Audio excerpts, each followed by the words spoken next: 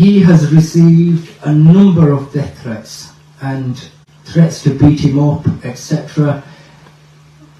And again, as Hafiz Mateen said, passions do flare, and sometimes we let them out in the wrong manner. Now, mother has had to inform the police and say, look, my son's had X, Y and Z threats.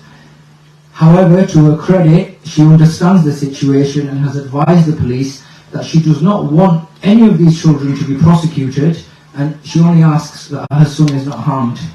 Now, these are people in...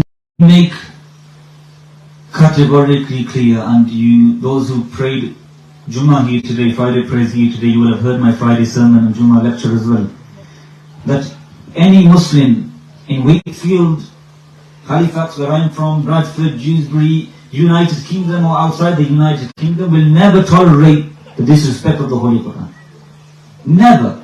Why? Because we will sacrifice our lives for it. We will give anything in the honor of Allah and His Messenger sallallahu alaihi wasallam. So there's no element of brushing this under the carpet. There's no element of let it pass for a few days and it'll die down. No.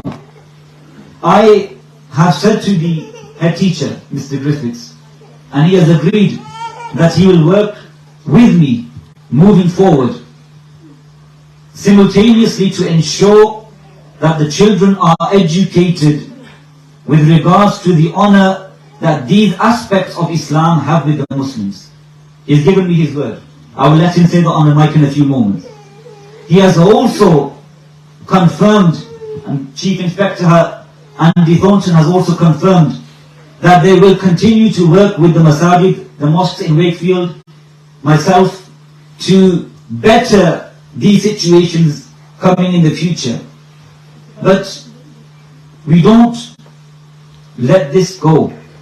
We don't just say, it doesn't matter, it's nothing. No, the reason why we've arranged all this, the reason why I travelled early hours in the morning this morning to attend this meeting, is because the Qur'an is more important to us than our lives.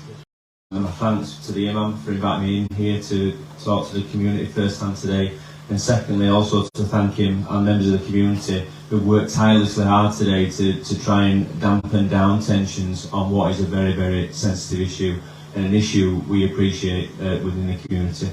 I think first of all it's important to articulate that we will support the school station they will lead on. It's been dealt with internally and we will support them as a partner, as will the Imam and the wider community in terms of longer learning, because there is an element of awareness and education that needs to be embedded within the school and the wider community of Wakefield that we need to, it's a challenge and we need to work towards. The Imam's right, we've recorded a hate incident, not a hate crime, just to correct. And what that means is we will look to support the school at this moment in time. It's recorded on our systems, and as has been articulated already, there are some children at the centre of this situation who are 14 years old, some with specific challenges around autism, and some with a lack of appreciation and a lack of understanding and learning of their actions and the wider impact and upset that will cause within the wider community. And I think to look at it from a criminal perspective at this moment in time will be wrong. I think it's an educational piece that again we will support the school with moving forward, certainly in terms of those individuals and the wider school communities affected, but also I look at it as a potential in terms of the future to work collectively as a community to raise awareness around all faiths, all religions, all communities, and have that tolerance and understanding around how we move collectively forward.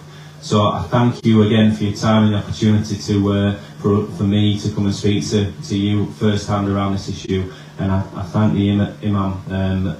Really deep-hearted thanks from me in regards to the tolerance and understanding he's shown us. Thank you.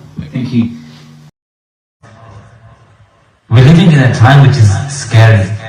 And inshallah our generation is still protected, but those that are to come, our children that are to come, we need to be worried.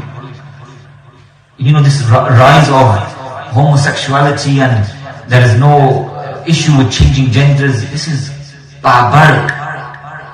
If there